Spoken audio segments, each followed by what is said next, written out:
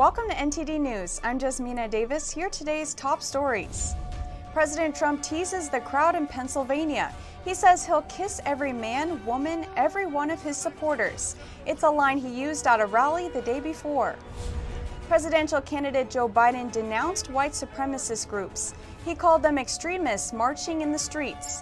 The comments came amid two rallies Biden held in Florida, appearing to target his core demographic of Black Americans. The hearings for Supreme Court Justice nominee Amy Coney Barrett are underway. The second day saw hours of questioning from senators. Voters in Georgia are getting in early. They talk about why they choose to cast their ballots before Election Day.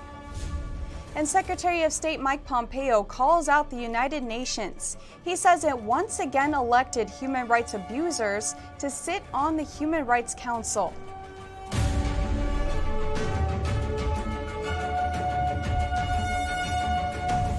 President Trump, full of fun and fighting fit, hit the state of Pennsylvania. He even found time to dance on the stage to the YMCA to the enjoyment of his supporters.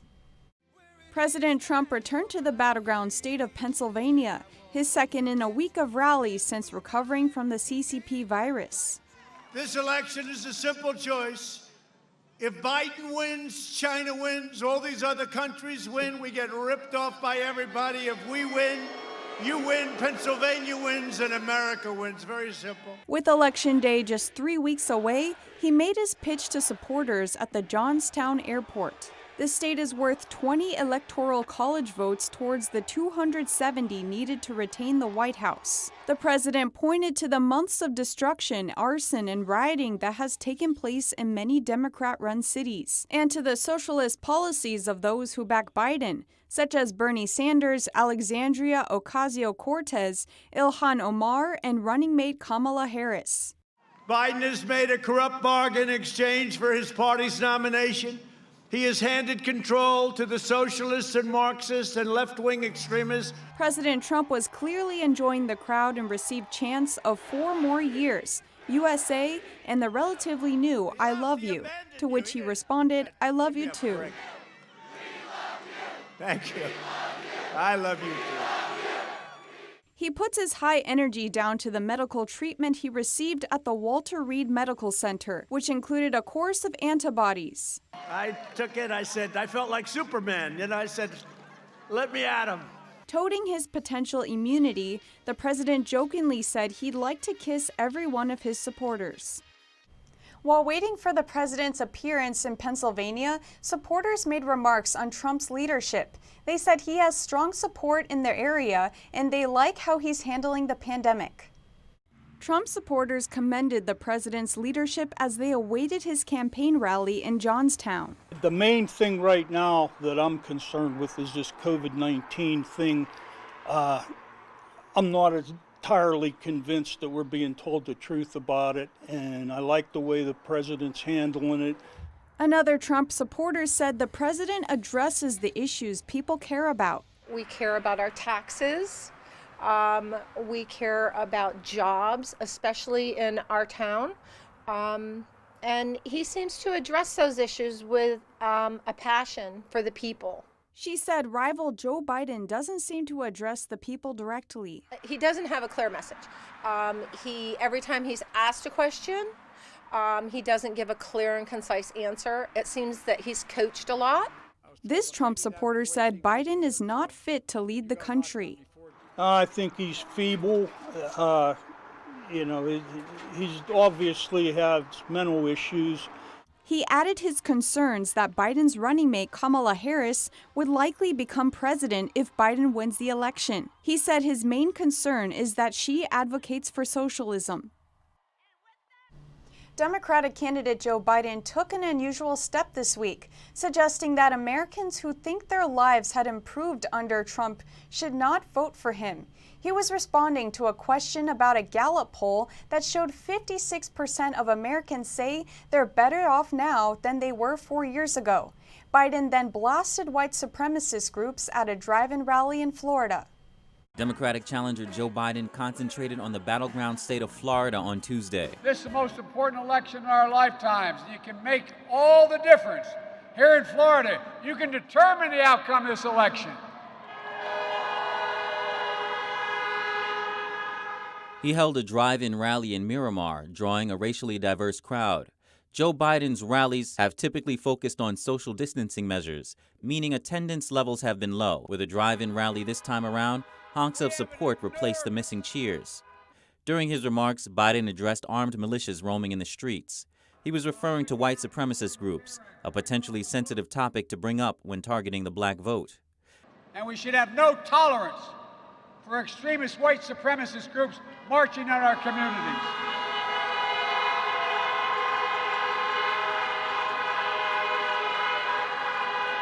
Folks, enough. The Democratic challenger is making a late push for Florida in hopes of cutting off Trump's path to an electoral college majority. According to a recent Gallup poll, 56% of Americans say they are better off now under the Trump administration than they were 4 years ago under an Obama-Biden administration. When questioned by a reporter why this 56% of Americans should now vote for Biden, Biden replied they probably shouldn't. During the second day of Amy Coney Barrett's Supreme Court Senate confirmation hearings, Barrett answered questions from senators for more than 8 hours. Amy Coney Barrett answered questions from senators for the second day of her confirmation hearing. 22 senators each got 30 minutes of questioning, and the session is planned to continue until 9 p.m. Eastern Time tonight. A second session of 20-minute round questioning will take place on October 14th. She proceeded with the day-long hearing without any notes. Democratic senators in their questionings consistently tried to get Barrett to share her views on a number of issues, including the Affordable Care Act, abortion, same-sex marriage, gun legislation, and voting rights. It's distressing not to get a straight answer. So let me try again. Do you agree with Justice Scalia's view that Roe was wrongly decided? Again, I can't pre-commit or say, yes, I'm going in with some agenda, because I'm not. I don't have any agenda. Judge Barrett did not comment on how she would rule present or future cases, adhering to the long-standing tradition known as the Ginsburg Standard, in which nominees provide no forecast, no hint, no preview to how they would rule in a case. She did clarify that she did not harbor any hostility towards the Affordable Care Act or any other law, and would adhere to the rule of law. In reference to her link to Scalia, Barrett went on to say that while she shared Scalia's judicial philosophy, that did not necessarily mean she would rule the same exact way Scalia did. If I'm confirmed, you would not be getting Justice Scalia, you would be getting Justice Barrett. Democratic senators voiced their concerns that Barrett was tapped by President Trump specifically to carry out his political agenda. In particular, they suggested Barrett would strike down the Affordable Care Act and overturn Roe v. Wade. Barrett firmly denied that she had any conversation or made any commitment to the Senate, President Trump, or anyone on his staff on how she would rule in any case, including a potential election dispute case. Barrett also emphasized that should the issue of a recusal come up for her potential role in the upcoming case regarding the Affordable Care Act, she would consider all factors seriously and adhere to the law to make a decision. I have had no conversation with the president or any of his staff on how I might rule in that case. It would be a gross violation of judicial independence for me to make any such commitment or for me to be asked about that case and how I would rule. Barrett said it would be a complete violation of the independence of the judiciary for anyone to put a justice on the court as a means of obtaining a particular result. Christina Kim, NTD News. The Supreme Court has responded to the Trump administration's emergency application. The court is allowing the 2020 census to be halted. The suspension will last through the end of October. The Supreme Court has ordered the once-per-decade census to halt. That's after the Trump administration submitted an emergency application requesting the census to be paused through the end of October. The White House says the suspension is needed to give the Census Bureau enough time to properly crunch the numbers. This ahead of the congressionally mandated December 31st deadline. The accuracy of the number is crucial because it affects how congressional seats are reappointed. Associate Justice Sonia Sotomayor dissented this decision, saying the court normally does not grant extraordinary relief on such a painfully disproportionate balance of harms. The president created a new subcabinet yesterday. Its job to oversee America's water-related efforts. That includes drought resilience, improving water quality, and protecting water sources. President Trump signed an executive order to modernize water management and infrastructure. The order says while America is blessed with abundant natural resources, those resources must be effectively managed, and our water infrastructure must be modernized to meet the needs of current and future generations. The order creates a water sub-cabinet. It aims to coordinate and consolidate the federal government's many water-related groups. Officials from the Interior and Environmental Protection Agency will co-chair the sub-cabinet. It will also help to develop a water workforce to recruit and train professionals to take care of America's water. Earlier in the day, the president signed the 1 Trillion Trees Interagency Council. It creates the structure to grow and conserve 1 trillion trees worldwide by 2030. President Trump has worked to do away with federal bureaucracy and red tape. The tree and water orders are part of his drive to make sure Americans will continue to have clean air and clean water. Virginia officials and agencies are calling on Governor Northam to extend the state's voter registration deadline. Locals are calling for an investigation after a cut fiber cable shut down Virginia's online voter registration system on the state's last day to register. In a tweet, Lieutenant Governor Justin Fairfax said he's officially called for Virginia's registration deadline to be extended. The Virginia State Conference of the Civil Rights Organization, NAACP, is also calling on the governor to extend the deadline for 72 hours once the online voter registration system is restored. The Virginia Department of Elections was alerted this morning by the Virginia Information Technologies Agency, also known as VITA, that the severed fiber optic cable was affecting connectivity for multiple agencies, including the Citizen Portal and Register's offices. VITA said in a tweet that the cable was accidentally cut during a Chesterfield County roadside utilities project, and that as of noon, technicians were still working to repair the cut. And this isn't the first time technical problems have affected Virginians' ability to register to vote in the face of a looming deadline. In 2016, a number of Virginian voters weren't able to register due to an overload in the computer system, and a voter advocacy group sued the state for an extension. The Lawyers Committee for Civil Rights Under Law, which filed the 2016 lawsuit, were quick to criticize local officials for the current disruption. Kristen Clark, executive director of the committee, said in a statement that Virginia election officials have again failed the public. Some local Virginians are calling for an investigation into the accident and asking why there was no backup plan for such an emergency. Others are stating they can't help but suspect foul play due to the timing of the accident. Grace Coulter, NTD News, New York.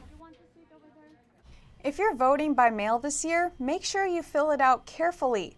A new analysis says over 1 million Americans can expect their mail-in ballots to get rejected or discarded. That's based on absentee ballot rejection rates in 2016. USA Today, PBS, and Columbia Journalism Investigations conducted the analysis. They also say many more younger and poorer Americans are expected to vote this year, and that could increase the rejection rate. This year's primary season already had as many rejected ballots as 2012 and 2016 combined. A right-leaning election watchdog says the study should have used these 2020 primary rejection rates as a baseline instead. Ballots are most often rejected because the signatures don't match the ones on file, missing signatures, or the ballots are late. The presidential election season has seen a massive increase in early voting, with reasons ranging from health concerns to making sure their voices are heard. Voters in Georgia explained why they feel it's important. Voters in Marietta, Georgia on Tuesday expressed why they showed up to cast their ballots early ahead of the November 3rd presidential election. One voter explained she and her mother chose early voting for health reasons. It was mainly my mom. She's older, and then she's in the high-risk category. So she didn't, I didn't want to have her stand on the line. So it was a decision we made together just to do it early. Another voter advised his fellow Americans to cast their votes as soon as possible to make sure they are counted. You don't have to hear about it on the 6 o'clock news about they found a burlap bag full of ballots out in the woods somewhere. One man waited in line for 5 hours to cast his vote. According to him, it was worth every minute. He gave some advice on how to prepare for the wait. Bring a chair, bring something to read, make sure your phone's charged. More than 10 million Americans have already cast their votes in the presidential election. That's more than 5 times more early ballots cast than at the same time in 2016. Coming up, a homeless man and other advocates urge New York City's mayor to let homeless people stay in an Upper West Side hotel. The controversial pandemic policy has put the spotlight on the homelessness problem in the city.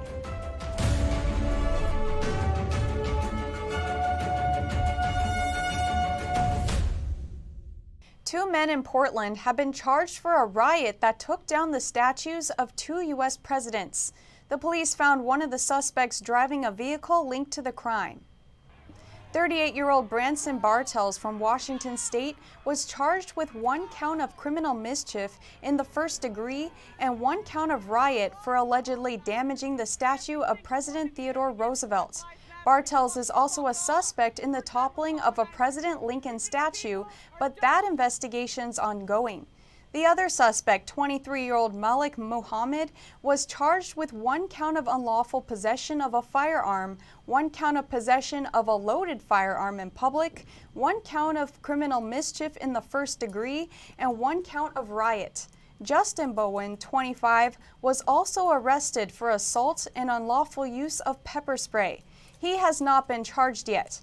Portland city workers estimate repairs for the Lincoln and Roosevelt statues is approximately $30,000.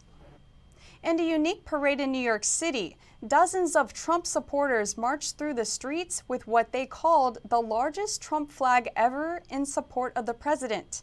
The group carried the flag over the controversial Black Lives Matter mural.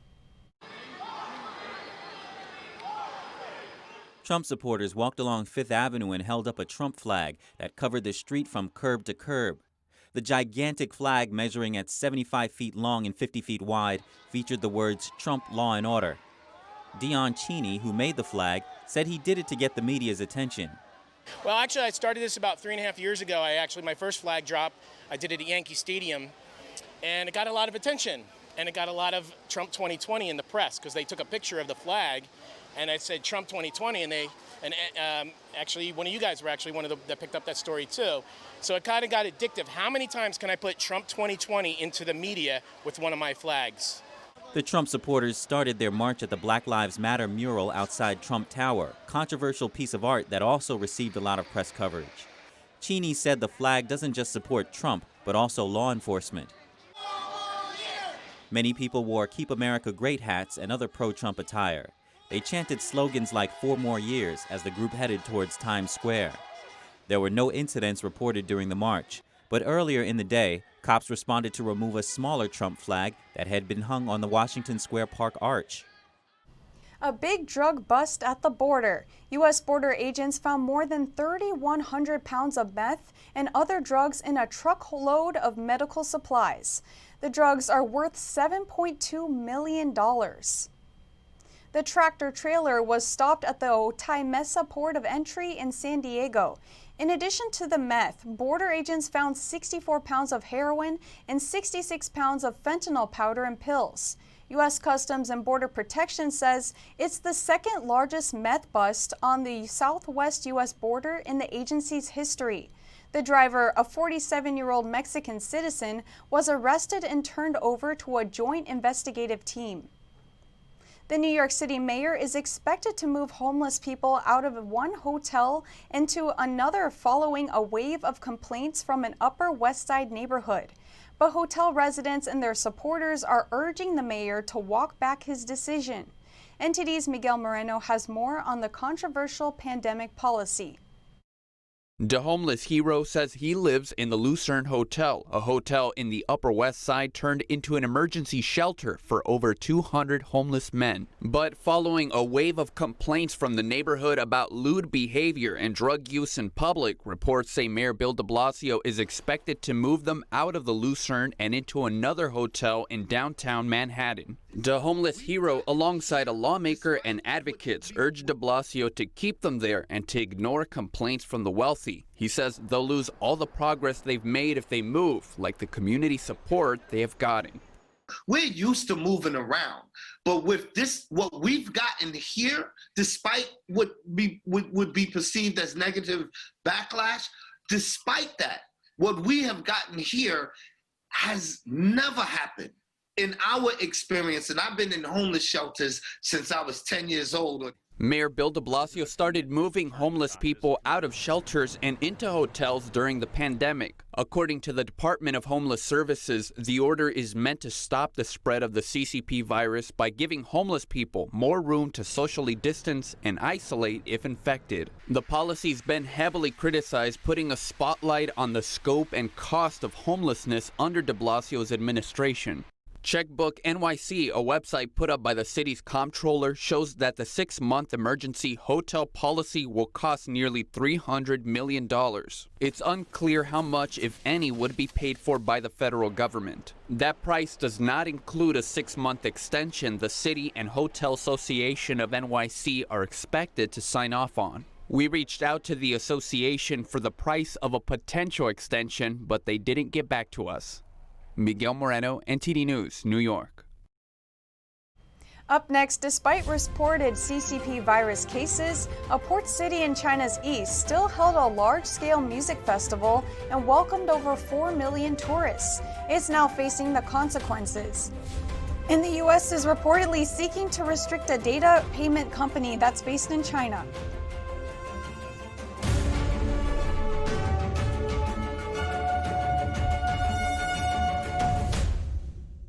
U.S. Secretary of State Mike Pompeo is calling out the UN Human Rights Council. He says it continues to embrace authoritarian regimes that abuse human rights.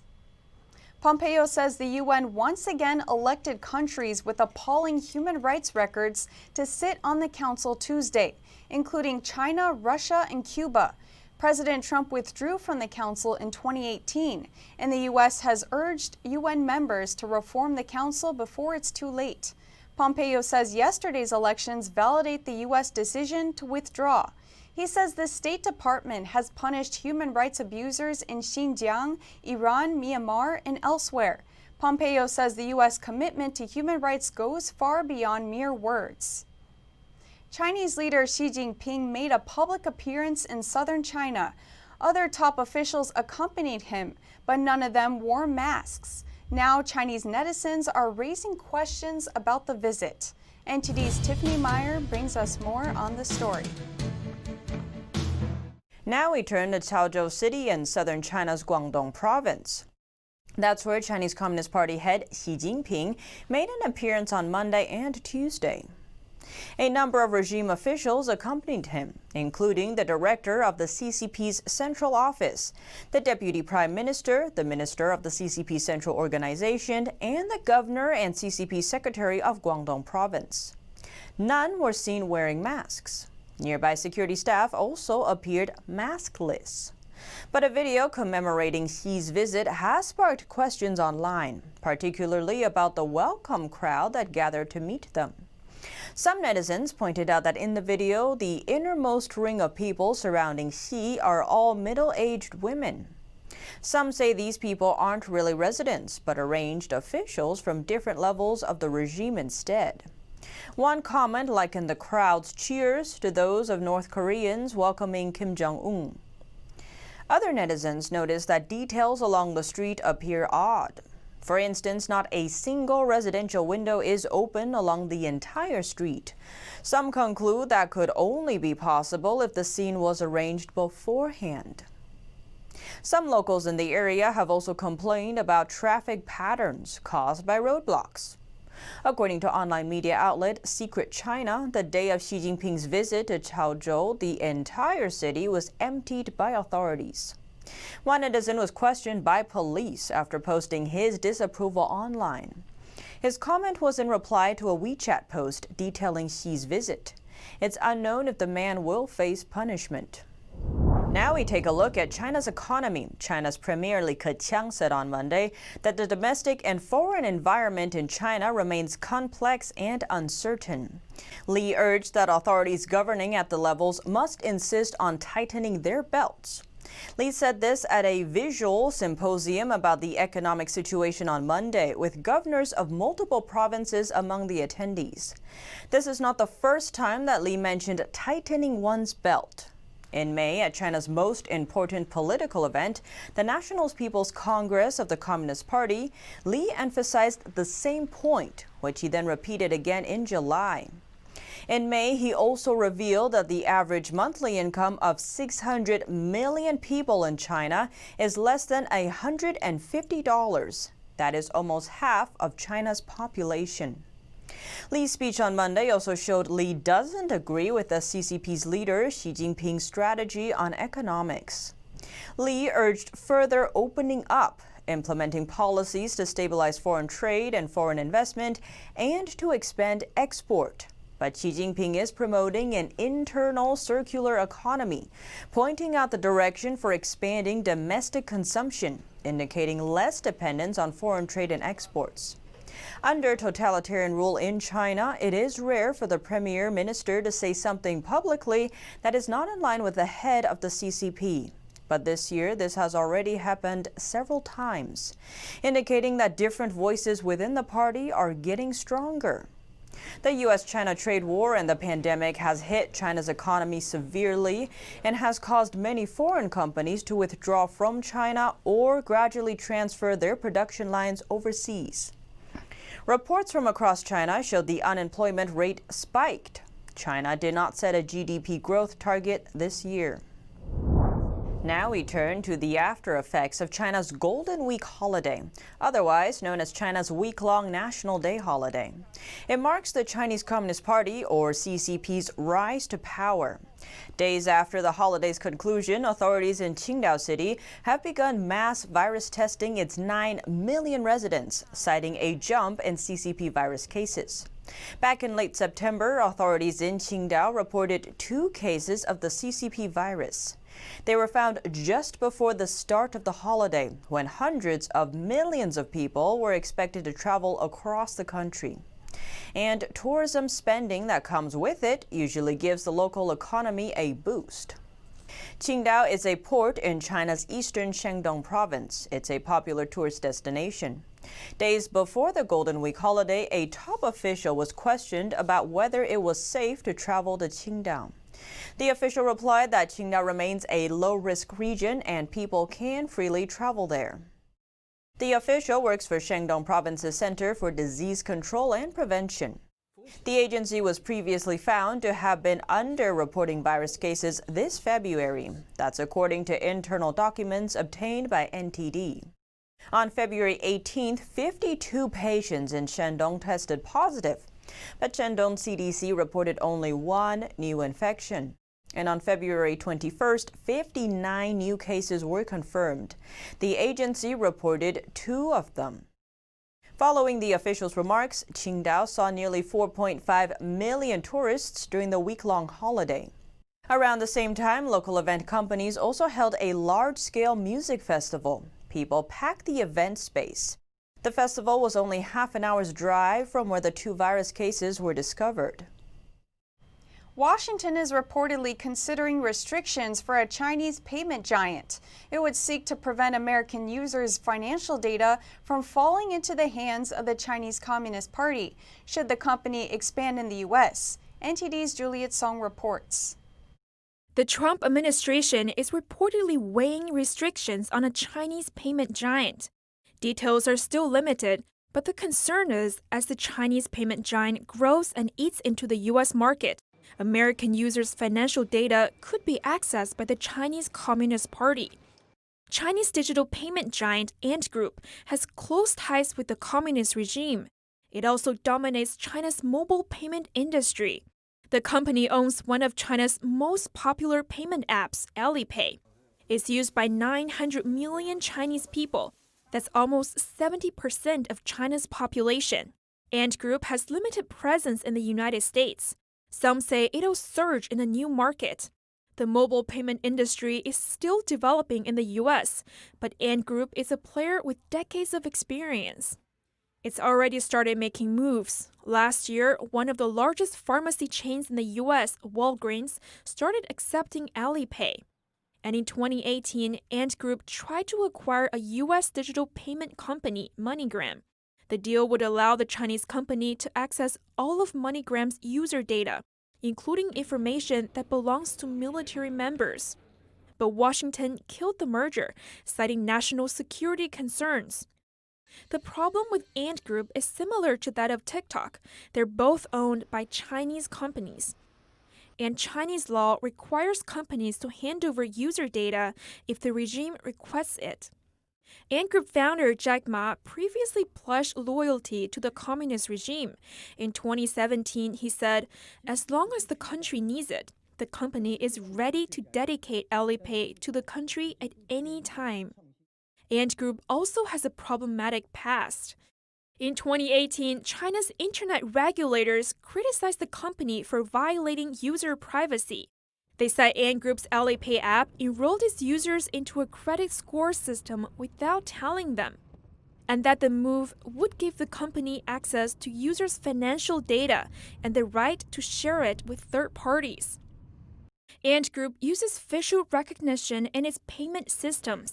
It also helped China build its social credit system, which tracks citizens' movements and rates them based on their behavior. The company is now preparing for what could be the largest initial public offering, or IPO, in history. IPO is a way for companies to raise funds by selling stock to the public, and Ant Group is looking to rake in $35 billion. Juliet Song, NTD News. Coming up, some community activists are speaking out against New York City's tax lien sale. They say it allows loan sharks to step in, harming minority communities. And Apple has just announced the iPhone 12. The company aims to capitalize on consumer enthusiasm over the latest 5G wireless network. Find out when they'll be available and more after the break.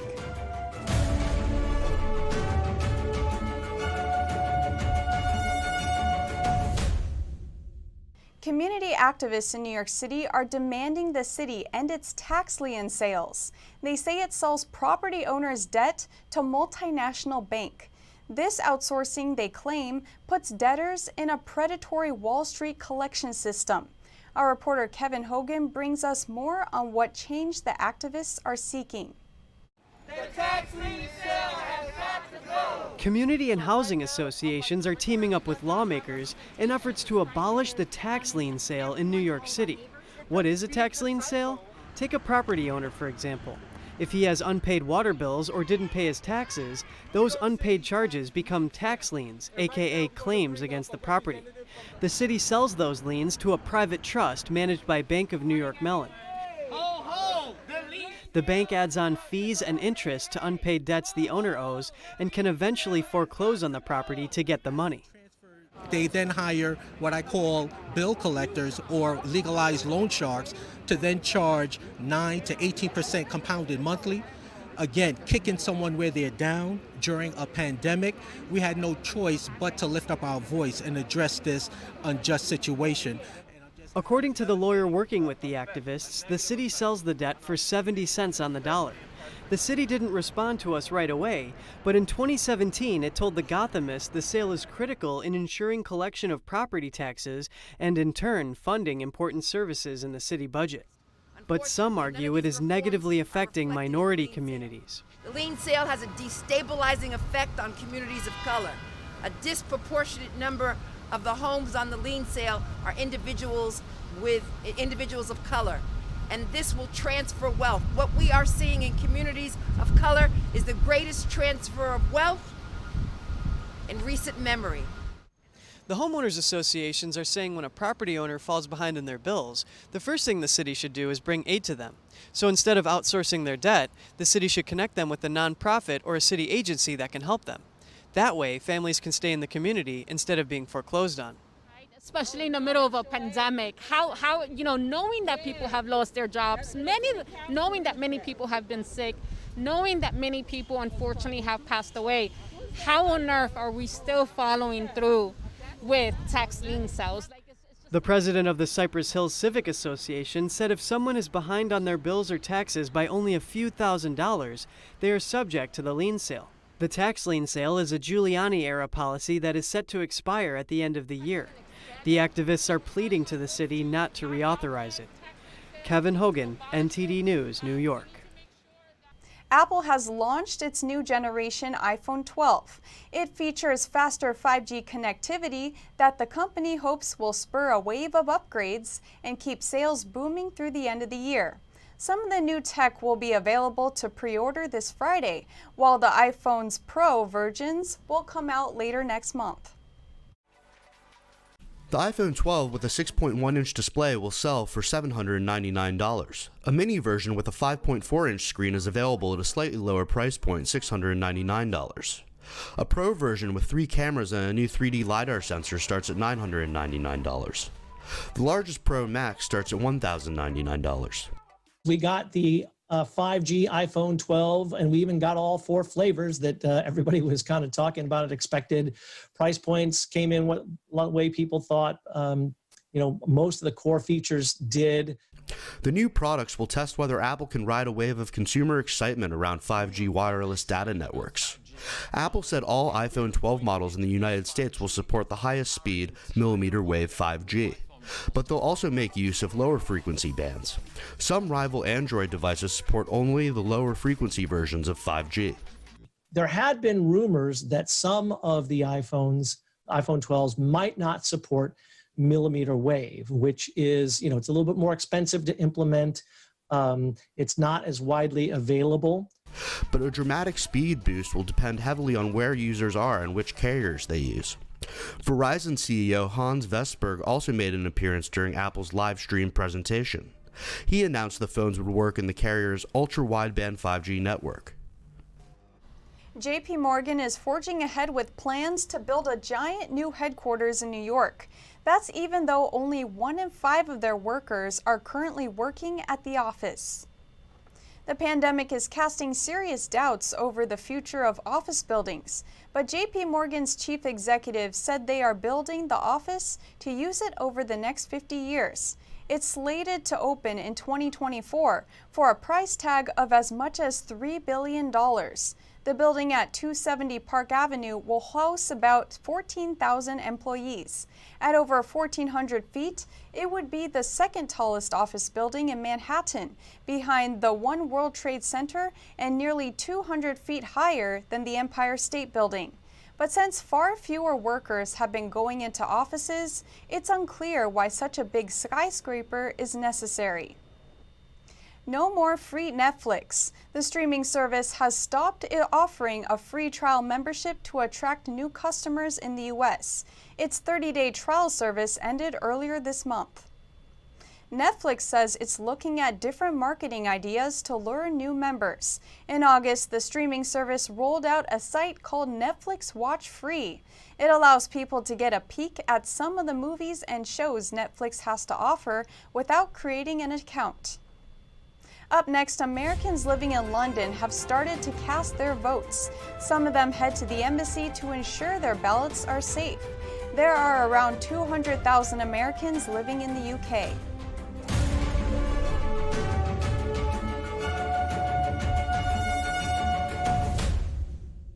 For Americans living overseas, this year's presidential election is the first time their ballots were sent through email. Some of them prefer to cast their votes at the embassy's official ballot drop box. NTD UK's Neil Woodrow will bring us more news from Europe. Thanks. Welcome to our NTD UK newsroom, bringing you UK and European news. Americans living in the UK cast their votes at the US Embassy in London ahead of Election Day.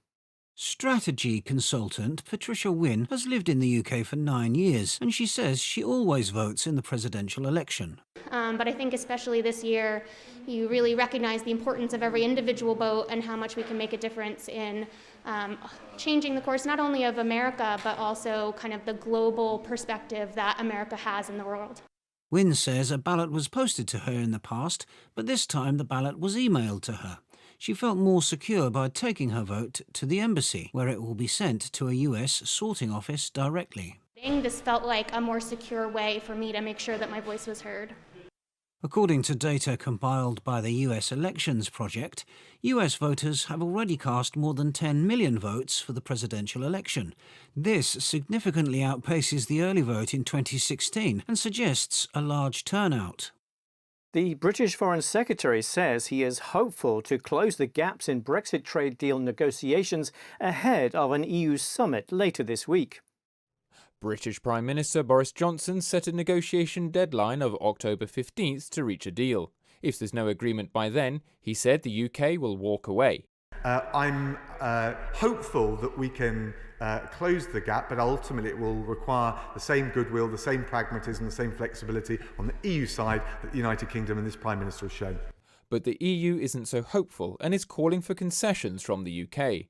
The EU's chief negotiator, Michel Barnier, repeatedly told the EU's European affairs ministers that, quote, level playing field, fisheries and enforcement measures remain key controversial issues. Time is running out. That's why we expect substantial progress by our friends in the United Kingdom in key areas. France has so far shown little sign of compromise with the UK on future access to fishing waters and sharing out quotas. That's despite growing pressure from others in the bloc to help unlock a deal. A member of an Italian mafia organization was arrested in Spain on Saturday in relation to drug trafficking and extortion. In a joint operation with Italian authorities, Spanish police arrested the fugitive in a house in Barcelona. They believe he is linked to Italy's #1 mafia syndicate, 'Ndrangheta, based in southern Italy. According to the Europol crime agency, the group is one of the most powerful criminal networks in the world, controlling much of Europe's cocaine trade. The Giro d'Italia cycle race is on the brink of cancellation as 5 teams are hit by the CCP virus. There's almost 2 weeks left of the 3-week Grand Tour event. The Mitchelton Scott team withdrew from the race after 4 staff members tested positive. 4 others, all from separate teams, also tested positive. Riders in the Giro stay in a biosecure bubble when not on the road, just as they did for the Tour de France. No riders tested positive on the France Tour. Italy had a post-lockdown virus case record last Saturday with 5,456 people infected. French researchers say they have encouraging initial results from trials of a quick saliva virus testing system. Using the system called EasyCove, a patient can take a sample of saliva from his or her mouth using a pipette. This can be done anywhere without the need to send samples to a lab. It's something which is not at all painful, that can be done often and is not invasive, so it limits the infection risk for the person taking the sample. The saliva is then heated in a special portable device designed to be used on site with results ready in 40 minutes. You have an orange colour for a person who has tested negative for COVID-19 and a yellow colour for a person who has tested positive. Initial results show 87.5% accuracy for detecting positive results on a sample of 220 people. The researchers are now seeking approval from the French regulator for the system to go into commercial use. IKEA announces customers will now be able to sell their unwanted flat-pack furniture back to the retailer. Under the buyback scheme, customers selling their old furniture will get IKEA vouchers with no expiry date. The value depends on the condition of the piece. The scheme runs in 27 countries from November the 24th to December the 3rd. That's all for today. Thanks for watching. Back across to New York. Up next, a man from the Halloween capital of the world wins a pumpkin weigh-off. After 35 hours lugging the colossal gourd to the show, the squash came in at more than a ton.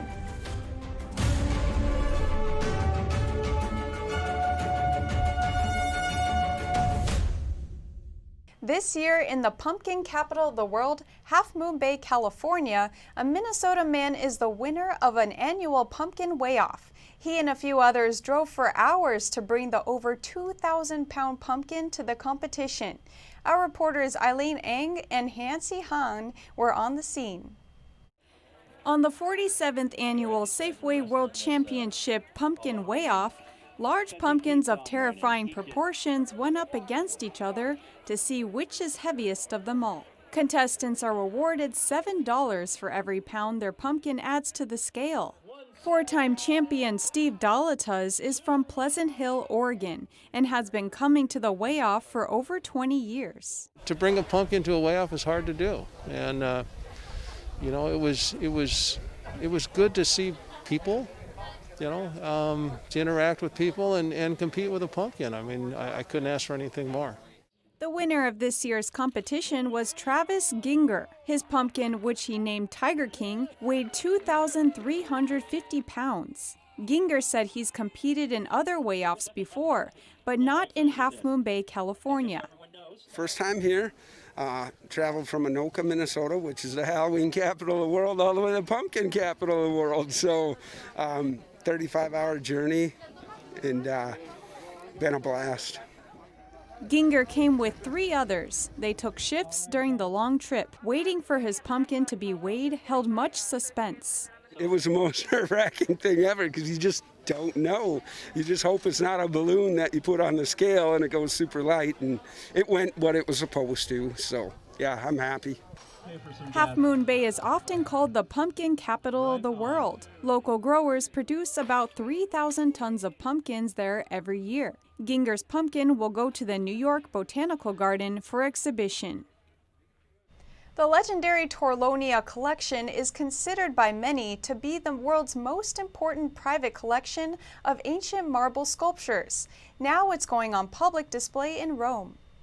Busts of Roman emperors, intricate sarcophagi, and an ancient Greek relief carved 2,500 years ago. 96 pieces from the priceless collection of about 620 ancient sculptures are now on display in Villa Carafeli, part of Rome's Capitolina museums. The collection is owned by Italy's aristocratic Torlonia family, but for decades the collection has been kept behind closed doors. Even most scholars only know it from its catalogue published in the late 19th century. So I think that the reappearance of such a legendary collection will be a very important event. The royal family Torlonia began amassing smaller yet significant collections in the early 19th century, including pieces that had been dug up on their own estates. A portion of these artworks are coming on display for the first time in their history. We have chosen these pieces because they lend themselves to narrate not just the pieces themselves, but the formation of the Torlonia Museum as a collection of collections. The Torlonia marbles will remain on display in Rome until June 2021. Then they are expected to be shown in at least one other European country and in the United States before returning to Italy and being housed in a permanent museum. And that's all for now. Catch us again at 6:30 p.m. Eastern Time. I'm Jasmina Davis.